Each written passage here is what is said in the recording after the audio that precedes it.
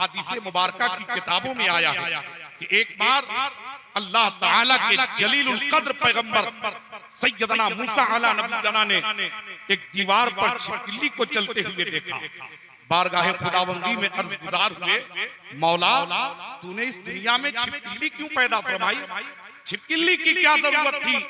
बारगाहे खुदावंदी से जवाब मिलता है, ऐ मेरे प्यारे पैगंबर, तुम छिपकली की तख्लीक के बारे में सवाल कर रहे हो कि मैंने छिपकली को क्यों पैदा फरमाया, और रोजाना छिपकली भी मुझसे यही सवाल करती है कि ए परवरदिगारे आलम, तूने मूसा को दुनिया में क्यों पैदा फरमाया? आखिर मूसा की क्या जरूरत थी? तो मेरे प्यारे पैगंबर, अगर किसी काम के लिए मैंने तुझको पैदा किया है तो किसी काम के लिए मैंने छिपकली को भी पैदा किया है। तो मालूम क्या हुआ साहब, जब इस दुनिया में एक छोटी सी छिपकली बेकार नहीं हो सकती, छोटे छोटे कीड़े मकोड़े बेकार नहीं हो सकते, तो फिर ये लंबा चौड़ा हट्ठा कट्ठा इंसान ये कैसे बेकार हो सकता है? मगर अफसोस, सद अफसोस ये है कि आज हमने अपनी जिंदगी में आमतौर से 4 काम समझ रखे हैं। पहला काम कमाना। हालांकि कमाना कोई बुरी बात नहीं है, इतना कमाना भी फर्ज है जिससे अपना और अपने बाल बच्चों का खर्च पूरा हो सके। हलाल रोजी हासिल करना भी जरूरी है। हम कमाएंगे नहीं तो हमारा और हमारे अहलो अयाल का खर्च कैसे पूरा होगा? माल हमारी जिंदगी का एक अहम हिस्सा है, माल हमारी जरूरत है। हमें हर मोड़ पे माल चाहिए, हर कदम पे माल चाहिए। माल न हो तो हमारी कोई हैसियत नहीं, माल न हो समाज में हमारी कोई इज्जत नहीं, माल न हो इज्जत तो आबरू खतरे में पड़ जाती है। मालूम क्या हुआ, माल तो हर हाल में चाहिए, लेकिन साहब ये भी ख्याल रखना चाहिए कि माल हासिल करना ये हमारी तख्लीक का मकसद नहीं है। माल हासिल करना तो सिर्फ हमारी जरूरत है। माल जरूरतें पूरी करने के लिए हासिल की जाए, और माल जब तक हाथ में है तो अच्छा है, माल जेब में है तो अच्छा है। माल की मोहब्बत दिल में आ जाए तो फिर बुरा है। इसलिए कि जैसे कश्ती बगैर पानी के नहीं चल सकती, वैसे ही इंसानी जिंदगी की गाड़ी माल के बगैर नहीं चल सकती। इंसानी जिंदगी की गाड़ी चलने के लिए हर कदम पे माल की जरूरत पड़ती है। इस्लाम के 5 अरकान हैं, कलेमा, नमाज, रोजा, हज और ज़कात। लेकिन साहब ये भी अफसोस की बात है कि आज हमारे नौजवान बच्चों से ये पूछा जाए कि अरकान इस्लाम कितने हैं तो इन्हें मालूम नहीं है। हालांकि इन्हें फिल्मी गाने याद होते हैं, हालांकि इन्हें हीरो और हीरोइन के नाम याद होते हैं, लेकिन इन्हें अरकान इस्लाम और इस्लामी कलमे याद नहीं होती। तभी तो डॉक्टर इकबाल ने कहा था, आहरे इस्लाम तेरे चाहने वाले न रहे, आहरे इस्लाम तेरे चाहने वाले न रहे, जिसका तू चांद था अफसोस कि वो तेरे हाले न रहे। तो इस्लाम के 5 अरकान हैं। 5 अरकान में एक ऐसा रुकन है कलमा तैयबा, जिसे सिर्फ जुबान से पढ़ लेना है। इस रुकन की अदायगी के लिए हमें माल की जरूरत नहीं है, लेकिन 4 अरकान के लिए कहीं ना कहीं से हमें माल की जरूरत पड़ती है। नमाज पढ़ने के लिए लिबास की जरूरत, लिबास माल के बगैर हासिल नहीं हो सकता। रोजा रखने के लिए सहरी और अफ्तार की जरूरत, सहरी अफ्तार के लिए भी हमें माल दरकार है।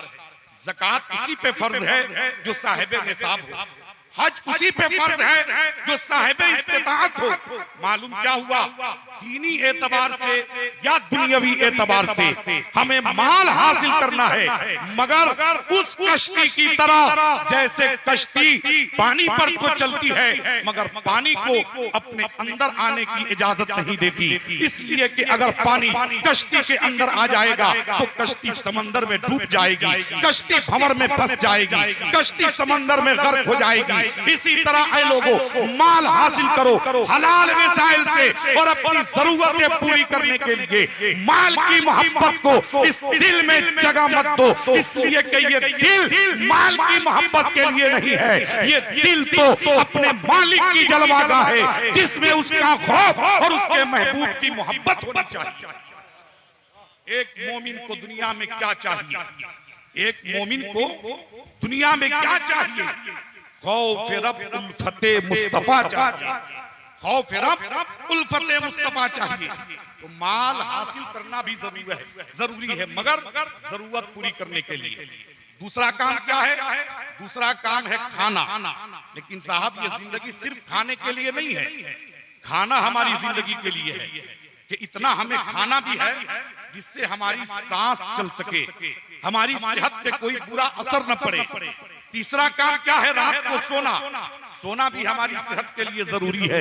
लेकिन एक वो बंदा है जो रात भर सोता है, और दूसरा अल्लाह का वो नेक बंदा है कि जब दुनिया सोती है तो वो उठ के अपने मौला की याद में रोता है। दोनों का मकाम तो अलग अलग है। और चौथा काम है जिंदगी गुजार कर मर जाना। लेकिन साहब जब आप गौर करेंगे तो यही चारों काम तो हैवान भी करते हैं। आपको ये जुमला कड़वा लगेगा, अल हक मुर्रुन, हक बात कड़वी लगती है, मगर ये भी सच है कि जो कड़वी दवा होती है वो जल्दी असर अंदाज होती है। आपको सुन के अगरचे ये बात अच्छी ना लगे, मगर हकीकत यही है कि अगर सिर्फ इंसान इसी चारों काम को अपनी तख्लीक का मकसद समझ ले कि हमें कमाना और खाना है, रात को सोना है और जिंदगी गुजार कर मर जाना है, तो यही चारों काम तो हैवान भी करते हैं। अगर इसी चारों काम को इंसान अपनी तख्लीक का मकसद समझे तो फिर एक इंसान और हैवान में फर्क क्या रह जाएगा? एक साहिब अक्ल और गैर साहिब अक्ल में तमीज क्या रह जाएगी? एक ज़ी-शऊर और गैर ज़ी-शऊर में इम्तियाज कैसे पैदा होगा? हालांकि इंसान उस मखलूक का नाम है जिसके सर पर अल्लाह ताला ने करमना बनी आदम का ताज रखा, यानी इंसान को अशरफुल मखलूकात बनाया। यह इंसान सारी मखलूक में अशरफ है, यह इंसान सारी मखलूक में अफजल है, यह इंसान सारी मखलूक में बेहतर है। तो साहब जो बेहतर होता है उसके लिए बेहतर काम भी होना चाहिए, जो अच्छा होता है उसके लिए अच्छा काम भी होना चाहिए, जो लाजवाब होता है उसके लिए लाजवाब काम भी होना चाहिए, जो जिस मेयार का होता है उसका काम भी उसी मेयार का होना चाहिए। तो ये काम बताएगा कौन? तो आइए अल्लाह की मुकद्दस किताब कुरान पाक की बारगाह में, वो कुरान जो अल्लाह की सच्ची किताब है, जो लारैब है, जिसमें कहीं भी शक व शुबहा की गुंजाइश नहीं, वो किताब जो माँ की गोद से लेकर कब्र की कोठरी तक काम आने वाली है, जो महद से लेकर लहद तक साथ देने वाली है, जिसमें दुनिया के हर मसाइल के हल मौजूद हैं, जिसमें दुनिया के हर सवालात के जवाबात मौजूद हैं। अरे यही वो किताब है जो मशअले राह है, यही वो किताब है जो मीनारे रिश्तो हिदायत है, यही वो किताब है जो मंबए नूरो हिकमत है, यही वो किताब है जो सारे इंसानों के लिए हिदायत की किताब है, जिसकी शान ये है कि सहरा में जंगलों में बयाबान में पढ़ो, अरे सहरा में जंगलों में बयाबान में पढ़ो, मीनार गिर पड़े हैं तो मैदान में पढ़ो। और ये तकबीर, नारे रिसालत, अंजुमन इत्तेहादुल मुस्लिमीन, पैगामे इस्लाम, फैजाने चंदन शाह बाबा, अल्लामा डॉक्टर इरशाद खान साहब किबला। सहरा में जंगलों में बयाबान में पढ़ो, मीनार गिर पड़े हैं तुम मैदान में पढ़ो। और ये बेखबर नजूमी तुम्हें क्या बताएंगे कल होने वाला क्या है, ये कुरान में। उस कुरान से पूछिए, कुरान अगर हम अशरफुल मखलूकात हैं, सारी मखलूक में अशरफ हैं, सारी मखलूक में अफजल हैं, तो फिर हमारा वो काम कौन सा होना चाहिए जो सारे कामों में अफजल हो, सारे कामों में बेहतर हो? जिस मेयार के हम हैं वो कौन सा काम हो जो हमारे मेयार के मुताबिक हो? तो कुरान गुमान देहल ऐलान कर रहा है, वमा खलक़तुल जिन्न वल इंस इल्ला लियअबुदून। फरमाने खुदावंदी है कि हमने जिन्नो इंस को, यानी इंसानों और जिन्नातों को सिर्फ अपनी इबादत के लिए पैदा फरमाया। तो ये इंसान की जिंदगी सिर्फ रब की बंदगी के लिए है, और जिंदगी असल में वही जिंदगी है जिस जिंदगी में रब की बंदगी है, और वो जिंदगी ही नहीं जो जिंदगी रब की बंदगी से है। अब आइए साहब, इस मतन की मैं हल्की सी तौजीह व तशरीह करना चाहूंगा। इंसान पैदा किया गया इबादत के लिए। उलमाए हक फरमाते हैं इबादत दो तरह की है, एक वो इबादत जिसका ताल्लुक खास अल्लाह से है, जैसे नमाज का अदा करना, रोजा रखना, हज अदा करना, ज़कात देना, कार खैर करना, हसनातो मुस्तहब्बात करना। ये सारी इबादतें अल्लाह के लिए की जाती हैं और इस इबादत को हुकूकुल्लाह भी कहा जाता है, यानी ये बंदों पर अल्लाह के हुकूक हैं। दूसरी वो इबादत जो अल्लाह के बंदों से ताल्लुक रखती है, जैसे बाप पर बेटे का हक, बेटे पर बाप का हक, भाई पर भाई का हक, पड़ोसी पर पड़ोसी का हक, रिश्तेदार पर रिश्तेदार का हक, शागिर्द पर उस्ताद का हक, मुक्तदी पर इमाम का हक, मुरीद पर पीर का हक, शौहर पर बीवी का हक, बीवी पर शौहर का हक। अगर इन सारे हुकूक को शरीयत के दायरे में पूरे किए जाएं तो सब इबादत में शुमार होते हैं और इन इबादतों को हुकूकुल इबाद कहा जाता है। इंसान पर दो हुकूक हैं, एक अल्लाह का हक, दूसरा उसके बंदों का हक। और अल्लाह के रसूल की हदीस है कि इंसान निस्यान और खता से मुरक्कब है, जिसे हम अपनी जुबान में कहते हैं कि इंसान खता का पुतला है। तो जब इंसान खता का पुतला है तो न ये तो न अपने मालिक के हुक्म की अदायगी कर पाता है और न कमा हक़हू एक बंदा दूसरे बंदे के हक अदा कर पाता है।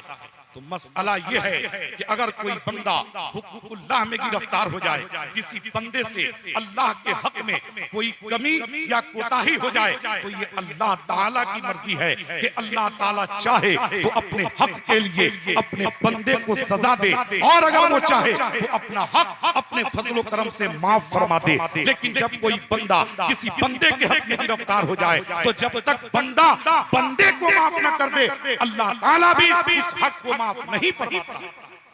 मसलन कोई बेटा अपने बाप को नाराज कर ले और मस्जिद में चला जाए, रोए गिड़गिड़ाए, अर्ज करे मौला मेरा बाप मुझसे नाराज हो गया, अब मैं इसलिए आया हूं कि तुम मुझसे राजी हो जाओ, मौला तुम मुझे माफ फरमा दे। तो बारगाहे खुदावंदी से यही जवाब मिलता है कि अजी सुनो, अगर तुमने नाराज अपने बाप को किया है तो माफी बाप ही के दरवाजे से मिलेगी। जब तक तुझे तेरा बाप माफ ना कर दे, अल्लाह ताला भी तुझे माफ नहीं फरमाएगा। तो मालूम क्या हुआ साहब, हुकूकुल इबाद ऐसे हुकूक हैं। एक मर्तबा नबी पाक अलैहिस्सलातु वत्तस्लीम ने सहाबा से पूछा, ऐ मेरे सहाबा तुम में सबसे बड़ा मुफलिस कौन है? मुफलिस कहते हैं कंगाल को, जिसके पास कुछ भी न हो। नबी ने फरमाया, ऐ मेरे सहाबा तुम में सबसे बड़ा मुफलिस कौन है? तो सहाबा ने कहा, या रसूल अल्लाह हम में सबसे बड़ा तो मुफलिस वही है जिसके पास मालो दौलत नहीं है, जिसके पास हीरे जवाहरात नहीं है, जिसके पास सोने चांदी नहीं है, जिसके पास रुपए पैसे नहीं है। आका इरशाद फरमाते हैं, नहीं नहीं, मेरी उम्मत का सबसे बड़ा मुफलिस वो है कि मैदान हश्र में नमाजों की नेकियां लेके आए, रोजों की नेकियां लेके आए, हज की नेकियां लेके आए, ज़कात की नेकियां लेके आए, मगर हाल ये हो कि उसने किसी को तकलीफ पहुंचाई हो, किसी का माल गस्ब किया हो, किसी की जमीन पर नाजायज कब्जा किया हो, किसी को अपनी जुबान और अपने हाथ से तकलीफ पहुंचाई हो, तो उसकी सारी नेकियां हक वाले को दे दी जाएंगी और जब नेकियां खत्म हो जाएंगी तो हक वाले के गुनाह उसके ऊपर लाद दिए जाएंगे। अब साहब बताइए, उससे बड़ा मुफलिस कौन होगा जो नमाजों रोजों की नेकियां इकट्ठा तो करे मगर हाल ये है कि वो बंदों को तकलीफ पहुंचाया हो, बंदों का माल गस्ब किया हो, तो उसकी सारी नेकियां हक वाले को दे दी जाएंगी। अब आइए मैं बताना चाहता हूं, एक औलाद के लिए माँ बाप का हक क्या है।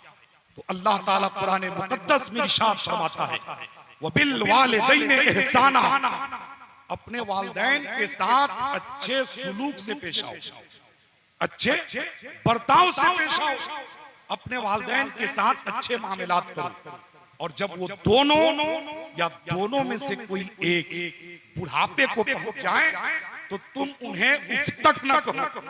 ये अल्लाह का फरमान है और अल्लाह के रसूल ने इरशाद फरमाया, हुमा जन्नतों का व नारों का, वो दोनों जन्नत हैं, दोनों दोज़ख हैं। कौन जन्नत और दोज़ख हैं?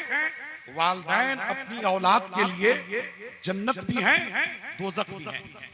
यानी जिस औलाद से उसके माँ बाप राजी हो गए तो माँ बाप की रज़ा औलाद को जन्नत में ले जाएगी, और जिस औलाद से उसके माँ बाप नाराज हो गए तो माँ बाप की नाराजगी औलाद को दोज़ख में ले जाएगी। और यहीं तक नहीं साहब, अल्लाह के रसूल ने इरशाद फरमाया कि जो औलाद दिन भर में एक मर्तबा दुनिया में 5 ऐसी चीजें हैं जिन्हें सिर्फ देखना इबादत है। 5 चीजों को देख लिया जाए तो देखने पर हमें अल्लाह ताला अजर और सवाब अता फरमाता है। वो 5 चीजें कौन सी हैं? खाने काबा का देखना इबादत है, कुरान मजीद का देखना इबादत है, आलिम दीन को देखना इबादत है, माँ बाप के चेहरे को देखना इबादत है, और अपने मुर्शिद की जियारत भी इबादत है। तो जब वालिदैन के चेहरे की बात आई तो पैगंबर ने फरमाया जो औलाद दिन भर में एक मर्तबा मोहब्बत की नजर से, प्यार की नजर से अपने माँ बाप की तरफ नजरे मोहब्बत करे, उसे एक हज्जे मबरूर का सवाब मिलता है। साहब हमारे जिम्मेदार उलमा स्टेज पे हाजिर हैं, आप इनसे पूछिए कि हज और है, हज्जे मबरूर और है। हज करने वाला हज करता है मगर रिजल्ट नहीं जानता, लेकिन जब वालिदैन की बात आई तो नबी ने यह नहीं फरमाया कि हज का सवाब मिलेगा, फरमाया हज्जे मबरूर यानी कबूल किए हुए हज का सवाब मिलेगा। आप पूछिए साहब किसी ऐसे हाजी से जो 1 लाख 2 लाख 3 लाख 4 लाख रुपए खर्च करके मक्कतुल मुकर्रमा गया हो, खाने काबा का तवाफ किया हो, हजर अस्वद को बोसा दिया हो, सफा मरवा पे दौड़ लगाई हो, मिना मुज़दलिफा में क़याम किया हो, वक़ूफ़े अराफात किया हो, रमी जमार किया हो, फिर मदीना शरीफ आकर गुंबद खजरा की ज़ियारत की हो, फिर रियाजुल जन्नह में नमाजें पढ़ी हो, हज की सआदत से वो सरफराज होकर हाजी के लक़ब से मुलक़्क़ब होकर अपने वतन को आया हो। पूछिए उस हाजी से कि हाजी साहब आपने जो हज अदा किया है क्या आप पूरी गारंटी के साथ ये कह सकते हैं कि आपका हज अल्लाह की बारगाह में मकबूल हो गया? तो अगर उस हाजी का ज़मीर जिंदा होगा, मुर्दा नहीं होगा, तो आंखों से आंसू छलक पड़ेगा और जवाब ये होगा मौलाना सुनो, हज करना मेरा काम है, कबूल करना खुदा का काम। लेकिन जब वालिदैन की बात आई तो नबी ने पूरी गारंटी के साथ फरमाया कि जो औलाद दिन भर में एक मर्तबा मोहब्बत की नजर से अपने माँ बाप के चेहरे की तरफ देख ले, उसे एक हज्जे मबरूर का सवाब मिलता है। तो सहाबा ने पूछा या रसूल अल्लाह, अगर कोई औलाद दिन भर में 100 मर्तबा माँ बाप की तरफ नजरे मोहब्बत करे तो क्या 100 हज्जे मबरूर का सवाब मिलेगा? आका फरमाते हैं कि हाँ हाँ, अगर कोई औलाद दिन भर में 100 मर्तबा भी माँ बाप की तरफ नजरे मोहब्बत करे तो उसे 100 हज्जे मबरूर का सवाब मिलता है। और यहीं तक नहीं साहब, आका अलैहिस्सलातु वत्तस्लीम ने इरशाद फरमाया अल जन्नतु तहता अक़दामे उम्महातिकुम, जन्नत तुम्हारी माओं के कदमों के नीचे है। बाप जन्नत का दरवाजा है, क्यों न हो जो माँ अपने लाल को अपने शिकम में रखकर 9 महीने के दर्द और कर्ब को बर्दाश्त करती है। अगर किसी को अपनी माँ की ममता का एहसास न हो, आप उसके पेट पर एक घड़ा बांध दीजिए, एक बाल्टी बांध दीजिए, एक बर्तन बांध कर उसमें पानी भर दीजिए, फिर देखिए साहब उसका चलना फिरना, उठना बैठना, सोना जागना, खाना पीना, आना जाना, दौड़ना भागना, सारे मामलात बंद हो जाएंगे। लेकिन ये एक माँ की ममता है, जो माँ 1 महीने से लेकर 9 महीने तक के दर्द और कर्ब को बर्दाश्त करती है। और जब पैदाइश का वक्त आता है तो ये ऐसा नाजुक वक्त है कि बाज औरतें मर जाती हैं, इंतकाल कर जाती हैं, लेकिन एक माँ जान की बाजी लगाकर अपने बेटे को जन्म देती है, फिर अपने खूने जिगर को दूध की शक्ल में पिलाती है। बेटा रो दे तो माँ का दिल तड़प जाता है, बेटा बीमार पड़ जाए तो माँ का सुकून खत्म हो जाता है। कभी डॉक्टर के पास लेके जाती है, कभी हकीम के पास लेके जाती है, कभी तबीब के पास लेके जाती है, कभी झाड़ने फूकने वाले के पास लेके जाती है कि मेरा बेटा कहीं मर न जाए। हालांकि मौत अलग चीज है, बीमारी अलग चीज है। बेटा अगर बिस्तर पे चौंक जाए तो माँ की नींद हराम हो जाती है। सर्दी की रातों में अगर बेटा बिस्तर पे पेशाब कर दे तो माँ उस गीले बिस्तर पर सोना गवारा करती है, मगर अपने लाल को अपने कलेजे से लगा के सुलाती है। तभी तो लिखने वाले ने लिखा कि जब बच्चा तड़पता है तो माँ का दम निकलता है, जब बच्चा तड़पता है तो माँ का दम निकलता है, और जब माँ तड़पती है तो फिर ज़मज़म निकलता है। जब माँ तड़पती है तो फिर जमजम निकलता है। साहब ये माँ की ममता है। अब आइए मैं बताना ये चाहूंगा कि अगर हमारे माँ बाप हमसे नाराज हो जाएं तो हमें क्या चाहिए कि हम माँ बाप के दरवाजे पे जाएं और उन्हें राजी करें।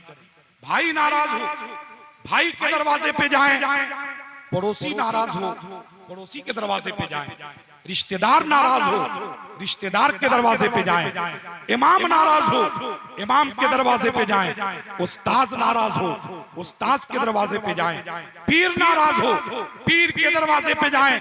आप कहेंगे साहब ऐसा हो सकता है हमारे माँ बाप हमसे नाराज हो, हम बाप के दरवाजे पे जाएं। भाई नाराज हो, भाई के दरवाजे पे जाएं। पड़ोसी नाराज हो, पड़ोसी के दरवाजे पे जाएं। लेकिन साहब मैं ये पूछना चाहता हूँ, अगर हमारे गुनाहों की वजह से, हमारी खताओं की वजह से, हमारी बदअमालियों की वजह से अगर हमारा रब हमसे नाराज हो जाए, तब हम किसके दरवाजे पे जाएं, तब हम किसकी चौखट पे जाएं, तब हम किसकी दहलीज पर जाएं। इसलिए कि खुदा के लिए कोई जाहिरी मकान नहीं, और जब जाहिरी मकान नहीं तो कोई जाहिरी दरवाजा भी नहीं। आप कहेंगे मस्जिद अल्लाह का घर है, ये सच भी है और हक भी है कि मस्जिद अल्लाह का घर है। लेकिन एक एक ऐसे शहर हैं जहां हजारों मस्जिदें हैं, सैकड़ों मस्जिदें हैं। आप किस मस्जिद को खास करके कहेंगे यही अल्लाह का घर है, यही अल्लाह का दर है, यही अल्लाह की चौखट है। अब आइए साहब कुरान मुकद्दस की बारगाह में और पूछिए, कुरान अगर हमारा बाप नाराज हो तो हम राजी करने के लिए बाप के दरवाजे पे जाएं। भाई नाराज हो, भाई के दरवाजे पे जाएं। पड़ोसी नाराज हो, पड़ोसी के दरवाजे पे जाएं। रिश्तेदार नाराज हो, रिश्तेदार के दरवाजे पे जाएं। लेकिन जब हमारा रब हमसे नाराज हो जाए तब हम किसके दरवाजे पे जाएं, तब किसकी चौखट पे जाएं, तब किसकी दहलीज पे जाएं। तो कुरान कहता है सुनो सुनो, रब ने फरमा दिया है अपने महबूब से, ए महबूब आप फरमा दीजिए अपनी गुनहगार उम्मत से कि अगर उसका बाप नाराज हो तो बाप के दरवाजे पे जाए, भाई नाराज हो भाई के दरवाजे पे जाए, पड़ोसी नाराज हो पड़ोसी के दरवाजे पे जाए। लेकिन जिस बंदे से खुदा नाराज हो जाए, ए मुस्तफा वो आपकी बारगाह में आ जाए, और अगर आप राजी हो जाए तो फिर उस बंदे से खुदा भी राजी हो जाए। तभी तो बरेली की सरजमीन से सुन्नियत की जान, अहले सुन्नत की पहचान, हम सब की शान इमाम अहमद रजा खान अलैहि रहमत व रिज़वान यूं फरमाते हैं कि खुदा की रजा चाहते हैं दो आलम, खुदा की रजा चाहते हैं दो आलम, खुदा चाहता है रज़ाए। साहब ये बात मैं सिर्फ अकीदत व मोहब्बत के बहाव में नहीं बोलता, ये बात मैं इसको मोहब्बत के दबाव में नहीं बोलता, बल्कि कुरान और अहादीस के दलाइल और बराहीन मुझे बोलने पे मजबूर करते हैं। कुरान करीम की आयत करीमा शाहिद अदल है, वलौ अन्नहुम इज़ ज़लमू अनफुसहुम जाऊका। अल्लाह फरमाता है कि अगर वो अपने नफ्स पर जुल्म कर ले, नफ्स पर जुल्म करने का मतलब क्या है? जब कोई बंदा गुनाह करता है गोया कि वो अपने नफ्स पर यानी अपनी जान पर जुल्म करता है। तो कुरान क्या कहता है? अगर कोई बंदा अपने नफ्स पर जुल्म कर ले, अपनी जान पर जुल्म कर ले, तो ए मुस्तफा वो आपकी बारगाह में आए और फिर अल्लाह से मगफिरत चाहे और आप उसकी मगफिरत के लिए दुआ कर दें तो अल्लाह ताला उसकी तौबा कबूल फरमा ले, उस पर रहम नाजिल कर दे। आला हजरत फरमाते हैं वही रब है जिसने तुझको हमा तन करम बनाया, वही रब है जिसने तुझको हमा तन करम बनाया। अरे हमें भीख मांगने को तेरा आस्था बताया, तुझे हम्द है खुदाया, तुझे हम्द है खुदाया। अब आइए साहब हदीस पाक की रोशनी में मैं आपको बताना चाहता हूँ, एक सहाबी रसूल बड़ी परेशानी के आलम में, मुसीबत के आलम में, हैरानी के आलम में बारगाह रिसालत में आए। अर्ज किया हलक तो या रसूल अल्लाह, हलक तो या रसूल अल्लाह, या रसूल अल्लाह में हिलाक हो गया, या रसूल अल्लाह में बर्बाद हो गया। नबी ने पूछा सहाबी क्यों बर्बाद हो गए, क्यों हिलाक हो गए? तो सहाबी ने कहा कि या रसूल अल्लाह मैं रोजा था और मुझसे रोजा टूट गया। अभी रमजान का महीना गुजरा है ना, आपने देखा होगा कि बहुत सारे लोग की जेब में गैस्ट्रिक की टेबलेट मिलती है, रोजा न रखने का बहाना। साहब हमें गैस का प्रॉब्लम है, लेकिन सहाबी का अमल देखिए, एक रोजा टूट गया, रोते हुए बारगाह रिसालत में आए, कहा या रसूल अल्लाह मुझसे रोजा टूट गया और मेरा यकीन बोलता है कि मेरा मौला मुझसे नाराज हो गया है, तो या रसूल अल्लाह मैं आपकी बारगाह में आया हूं ताकि मेरा रब मुझसे राजी हो जाए। अब सहाबी का अकीदा देखिए और सहाबी का अमल देखिए कि अगर उनके अमल से खुदा नाराज है तो राजी करने के लिए सहाबी ने दरे मुस्तफा पे हाजिरी दी। तभी तो आला हजरत फरमाते हैं बखुदा खुदा का यही है दर, नहीं और कोई मफर मकर, बखुदा खुदा का यही है दर, नहीं और कोई मफर मकर, जो वहां से हो यहीं आके हो, जो यहाँ नहीं तो वहां, जो वहां से हो यहीं आके हो, जो यहाँ नहीं तो वहां नहीं। तो सरकार ने सबसे पहले वो कानून बताया जो तमाम मुसलमानों के लिए आम है, यानी कोई रोजा रख के तोड़ दे तो उस पर ये कफारा लाजिम आता है। क्या फरमाया नबी ने, एक गुलाम आजाद कर दो। सहाबी मचल गए, कहा या रसूल अल्लाह इतनी ताकत और इतनी सलाहियत नहीं है कि मैं गुलाम आजाद कर सकूं। पैगंबर ने फरमाया फिर जाओ 60 मिस्कीनों को भर भर पेट खाना खिला दो। सहाबी रसूल कहने लगे या रसूल अल्लाह इतनी भी सलाहियत नहीं है, इतनी भी ताकत नहीं है कि 60 मिस्कीनों को खाना खिला सकूं। नबी फरमाते हैं फिर जाओ पे दर पे लगातार 60 रोजे रख लो, तेरे रोजे का कफारा अदा होगा, खुदा तुमसे राजी हो जाएगा। सहाबी रसूल मचल गए, कहा या रसूल अल्लाह एक तो रख न सका भला 60 कैसे रख दूंगा। तो नबी ने ये नहीं फरमाया कि तू भाग जा, जब तू गुलाम आजाद नहीं कर सकता, 60 मिस्कीनों को खिला नहीं सकता, 60 रोजे नहीं रख सकता, तो तू यहां से चला जा, भाग जा, ये नहीं फरमाया आता है। क्यों? ये बारगाहे रिसालत है, जगह गुनहगारों को भगाया नहीं जाता, दामने रहमत में छुपाया जाता है। गुनहगारों को दामने रहमत में सहारा दिया जाता है, और किसे उसे जिसने दुनिया में नबी को जाना हो, नबी को माना हो, नबी को पहचाना हो। जैसा कि आला हजरत फरमाते हैं उन्हें जाना उन्हें माना न रखा गैर से काम, उन्हें जाना उन्हें माना न रखा गैर से काम। लिल्लाहिल हम्द में दुनिया से मुसलमान गया, लिल्लाहिल हम्द में दुनिया से मुसलमान गया। वरना आज अगर कोई नबी की शान में गुस्ताखी करे, नबी को अपना बड़ा भाई कहे, नबी के इल्म से इनकार करे, और कल मैदान कयामत में जब नबी की शान देखकर नबी की दामने नबी के दामने रहमत में छुपने जाएगा, तो वहां तो फरिश्ते हाथ मार के बाहर कर देंगे कि दुनिया में तूने गुस्ताखी करी, दुनिया में अपनी तरह कहा, आज पना लेना चाहते हो। आला हजरत फरमाते हैं आज ले उनकी पना, आज मदद मांग उनसे, आज ले उनकी पना, आज मदद मांग उनसे, फिर न मानेंगे कयामत में अगर मानेंगे, फिर न मानेंगे कयामत में अगर मान गया। तो साहब ये रसूल मचल गए, कहा या रसूल अल्लाह मैं 60 रोजे भी नहीं रख सकता। आका फरमाते हैं इजलिस, बैठ जा। वो सहाबी बैठ गए, एक दूसरे सहाबी आए और एक टोकरी खजूर लाए, नबी की बारगाह में हदिया पेश किया। कहा या रसूल अल्लाह ये हदिया है, ये तोहफा है।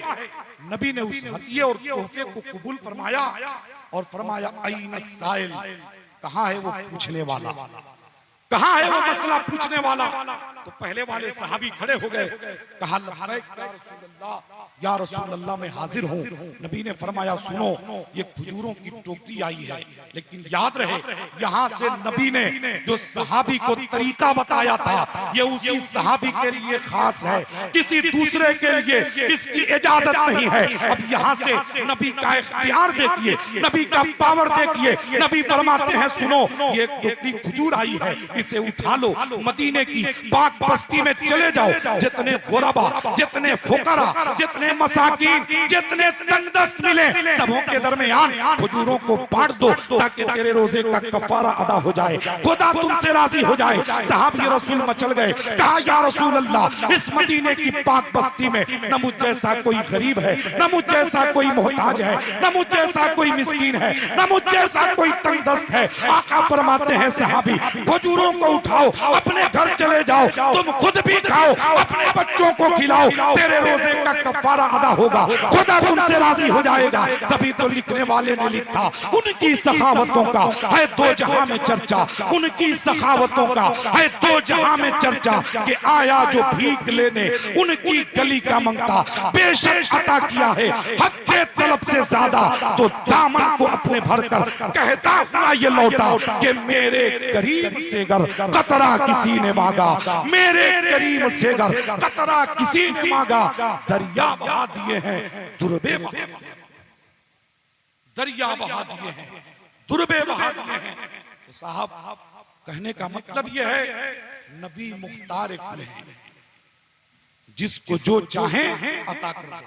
अब आइए मैं बताना चाहता हूं, जंग उहुद हो रही थी, मदीनतुल मुनव्वरा से तकरीबन 4 या 4.5 किलोमीटर की दूरी पे एक पहाड़ है जिसे जबल उहुद कहा जाता है तो ये कंकरों पत्थर का ढेर, पहाड़ों का चट्टान, मगर इस पहाड़ की फजीलत ये है कि आका फरमाते हैं उहुद मुझसे मोहब्बत करता है, मैं उहुद से मोहब्बत करता हूं, इसलिए कि ये वो पहाड़ है इस पहाड़ के दामन में इस्लाम की दूसरी अजीम जंग हुई, जिस जंग को जंग उहुद के नाम से याद किया जाता है, जिस जंग में 70 सहाबा ने जामे शहादत नोश फरमाया, और उन शोहदा में सरकार के चचा सैयद शुहदा हजरत अमीर हमजा रज़ियल्लाहु ताला अन्हु भी हैं, जिनकी कब्र मुबारक आज भी उहुद पहाड़ के दरमियान में वाक़ है। तो सरकार हर साल शुहदाए उहुद की कब्रों पे तशरीफ ले जाते, हर साल जब उनकी शहादत का पूरा 1 साल होता तो नबी शुहदाए उहुद की कब्रों पे तशरीफ ले जाते, और ठीक उसी दिन जिस दिन उनकी शहादत का पूरा 1 साल होता था, मैं एक दिन आगे मैं एक दिन पीछे, अब मैं कहना चाहता हूं कि पूरे 1 साल पर नबी पाक सल्लल्लाहु अलैहि वसल्लम का शुहदाए उहुद की कब्रों पे तशरीफ ले जाना इस बात की दलील है कि उर्स करना भी जायज है, सालाना करना भी जायज है। एक बार सरकार अपने 3 सहाबा के साथ उहुद पहाड़ पर तशरीफ ले गए, हजरत सैयदना अबू बकर, सैयदना उमर फारूक और सैयदना उस्मान गनी के साथ। जब आका ने जबल उहुद पे अपने कदमे मुबारक को रखा तो पहाड़ हिलने लगा, हरकत करने लगा। एक आशिक का बयान है कि वो पहाड़ हिलता क्या, वो तो इश्को मोहब्बत में झूमने लगा, उससे वजद आ गया कि आज मेरा मुकद्दर कितना बुलंद है कि मेरी पुश्त पे अगर नबी जलवागर हैं तो अबू बकर भी और उमर जलवागर हैं। तो वाह हजरात, एक जरूरी ऐलान आप तक ये पहुंची होगी कि हमारे सामाईन अहले सुन्नत आहिस्ता आहिस्ता उठ करके अपने घरों की तरफ बढ़ते हुए जा रहे हैं। उसे ये खबर होनी चाहिए कि हिंदुस्तान के उस खतीब की आज आमद हुई है जो हिंदुस्तान के माहौल को अपने खिताबत के जुमले में सिमट कर पूरी दुनिया में इस्लामी पैगाम को नश्र करने का हुनर रखता है। वो बावकार खतीब, खतीब आज़म हिंदुस्तान, तहफ़्फ़ुज़े अक़ाइद अहले सुन्नत के अलमबरदार हज़रत अल्लामा मुफ्ती सुल्तान रज़ा साहब क़िबला मदज़िल्लहुल आली व नूरानी की आमद हो चुकी है। इंशाअल्लाह तबारक व तआला अन करीब मिंबर शरीफ की पाकीज़ा मसनद और रिहल पे तशरीफ़ लाएंगे। जो लोग चले गए हैं अगर उन तक आवाज़ें पहुँच रही है तो उनसे गुजारिश है कि आप आकर के कुर्सी पकड़ लें, नहीं तो कल आप बहुत पछताएंगे कि बगैर हज़रत अल्लामा मुफ्ती सुल्तान रज़ा साहब क़िबला की खिताबत सुने हुए हम यहाँ से लौट करके चले गए। इसलिए मैंने ये खुशखबरी आप तक पहुँचा दी कि हज़रत की आमद हो चुकी है। इंशाअल्लाह तबारक व तआला अन करीब वो मिंबर शरीफ पे तशरीफ़ लाएंगे, फिर इंशाअल्लाह तबारक व तआला अपने मुक़द्दस जुमले से हमारे ईमान और अक़ीदे की हिफाजत करते हुए नजर आएंगे। जो लोग बैठे हुए हैं इत्मीनान और सुकून के साथ बैठे और हज़रत अल्लामा डॉक्टर इरशाद खान साहब क़िबला को समाअत फरमाएं। चंद जुमले और मैं आपकी समातों की दहलीज पर रखने की कोशिश कर रहा हूँ। तो साहब मैं अर्ज ये कर रहा था, आशिक का बयान है कि वो पहाड़ हिलता क्या, वो तो इसको मोहब्बत में झूमने लगा, उससे वजद आ गया कि आज मेरा मुकद्दर कितना बुलंद है कि मेरी पुश्त पे अगर नबी जलवागर हैं तो अबू बकर भी और उमर जलवागर हैं तो उस्मान गनी भी। तो नबी ने क्या किया, पांव से एक ज़रब लगाई, एक ठोकर लगाई और फरमाया ए उहुद ठहर जा, अब उहुद को क्या मजाल की न ठहरे, आसमान का सूरज जमीन पर आ सकता है, आसमान का चांद जमीन पर उतर सकता है, मगर मेरे आका की जुबान फैज़ तर्जुमान से जो बात निकल जाए वो बात कभी रद्द नहीं हो सकती। कहे कौले खुदा है कौले नबी, फरमान न बदला जाएगा, बदलेगा जमाना लाख मगर कुरान न बदला जाएगा। साहब नबी ने एक ज़र्ब लगाई, फरमाया ए उहुद ठहर जा, क्या तुझे मालूम नहीं कि तुझ पे एक नबी है, एक सिद्दीक है, 2 शहीद हैं। तो सरकार ने अपने बारे में फरमाया कि एक नबी है, और हजरत अबू बकर के बारे में फरमाया एक सिद्दीक है, और हजरत उमर और हजरत उस्मान गनी के बारे में फरमाया 2 शहीद खड़े हैं। हालांकि शहादत हुई नहीं थी, गर्दनें कटी नहीं थी, आपके सामने हजरत उमर भी खड़े हैं, हजरत उस्मान गनी भी खड़े हैं, और आका फरमाते हैं ऐ उहुद, जहां तेरी पुश्त पे एक नबी है, एक सिद्दीक है, वहीं 2 शहीद हैं। अब मैं पूछना चाहता हूं साहब कि जब शहादत हुई नहीं तो नबी ने दोनों को शहीद कैसे कह दिया? तो अब सवाल पैदा होता है कि नबी ने उन्हें शहीद कैसे कह दिया?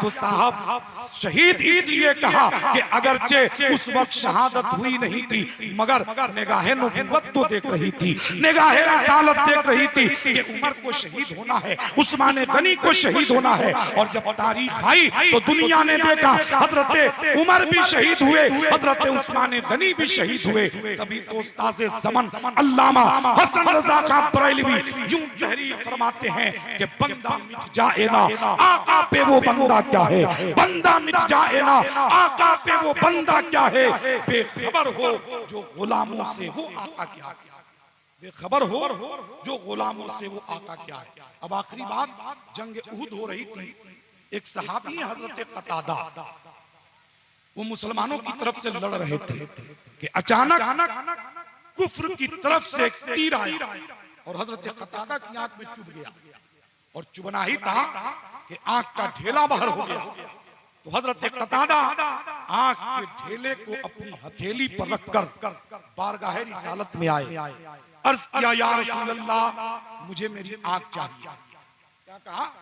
या रसूल अल्लाह मुझे मेरी आंख चाहिए। तो नबी ने ये नहीं फरमाया कि क्या मेरे पास कोई आई क्लिनिक है, आंखों का अस्पताल है कि मैं ऑपरेशन करके ठीक कर दूं, ये नहीं फरमाया। हजरत कतादा ने कहा कि या रसूल अल्लाह मुझे मेरी आंख चाहिए, और नबी ने कहा कि कतादा आंख मांगने आए हो, बोलो आंख चाहिए या जन्नत चाहिए? अब साहब जरा गौर कीजिए, ये जुमला कहेगा कौन? ये तो वही कहेगा जो मालिक के जन्नत होगा, ये तो वही कहेगा जिसे जन्नत देने का इख्तियार होगा, ये वही कहेगा जिसे जन्नत देने का पावर होगा। और मेरे महबूब को रब ने वो पावर अता फरमाया कि जब इस दुनिया में भेजा तो मुख्तारे कुल बना के भेजा, और कायनात के खजाने की कुंजी अपने महबूब के हाथों में दे दिया। ए मुस्तफा, खजाना खुदा का, मर्जी आपकी, आप जिसे चाहें जितना चाहें जो चाहें अता कर दें तो सरकार अता करते हैं, और सारी दुनिया नबी का सदका खाती है, नबी के टुकड़ों पे है। आला हजरत फरमाते हैं कौन देता है देने को मुंह चाहिए, कौन देता है देने को मुंह चाहिए, देने वाला है सच्चा हमारा। और हुजूर ताजुश शरिया फरमाते हैं जहां बानी अता कर दे भरी जन्नत हिबा कर दे, जहां बानी अता कर दे भरी जन्नत हिबा कर दे। नबी मुख्तार कुल हैं जिसको जो चाहे अता कर दे, नबी मुख्तार कुल हैं जिसको जो चाहे अता कर दें। अब तो हजरत कतादा सोचने लगे या अल्लाह मैंने तो नबी की बारगाह से आंख मांगी, और आका फरमाते हैं आंख चाहिए या जन्नत चाहिए। सोचने लगे आंख मांगू या जन्नत मांगू, हो सकता है आंख मांगू तो जन्नत न मिले, और जन्नत मांगू तो आंख न मिले। कतादा सोच रहे हैं, और आका फरमाते हैं कतादा बोलो आंख चाहिए या जन्नत चाहिए? आंख चाहो तो आंख दे दूं, जन्नत मांगो तो जन्नत दे दूं। तो हजरत कतादा ने बड़ी संजीदगी से कहा फिदा का अब्बी व उम्मी या रसूल अल्लाह, या रसूल अल्लाह, आपके कदमों में मेरे माँ बाप कुर्बान हो जाएं। मैंने आपकी बारगाह में आकर जन्नत नहीं मांगी, जन्नत का जिक्र तो आपने खुद किया है। मैंने तो आपकी बारगाह से सिर्फ आंख मांगी है, जन्नत का जिक्र आपने फरमाया है। तो अब ऐसा कर्म किया जाए कि मेरे मांगने की बुनियाद पर मुझे आंख अता कर दी जाए और अपने कर्म से मुझे जन्नत अता कर दी जाए। आका फरमाते हैं कतादा, आज मेरी रहमत कौसरो सलसबील की तरह मौज मार रही है। करीब आओ, करीब आओ, मैं तेरे मांगने की बुनियाद पे तुझे आग भी अता करूंगा और अपने कर्म से तुझे जन्नत भी अता करूंगा। सरकार ने हजरत कतादा को दुनिया में जन्नत की बशारत सुनाई और अपना लुआब देहन निकाल कर हजरत कतादा की आंखों में रखा और जब ढेला उठा के रखा तो हजरत कतादा फरमाते हैं, पहले से ज्यादा मेरी आंख रोशन भी हो गई और पहले से ज्यादा खूबसूरत भी बन गई। तो साहब, मेरे कहने का मतलब यह है कि आप नबी से सच्ची मोहब्बत कीजिए। मोहब्बत रसूल ही आईने ईमान है कि जो मोहब्बत वाला है वही ईमान वाला है, जो ईमान वाला है वही जन्नत वाला है। अल्लाह ताला हमें और आपको इन चंद बातों पे अमल करने की तौफीक अता फरमाए। तूफान नूह लाने से ऐ चश्म फायदा तो अश्क ही बहुत है, अगर कुछ असर करे अस्तगफिरुल्लाह रब्बी मिन कुल्ली दम्बी व तूबु इलैहि। कलमा शरीफ पढ़ लें, ला इलाहा इल्लल्लाह मुहम्मदुर रसूलुल्लाह व आखिरु दावाना अनिल हम्दुलिल्लाहि रब्बिल आलमीन।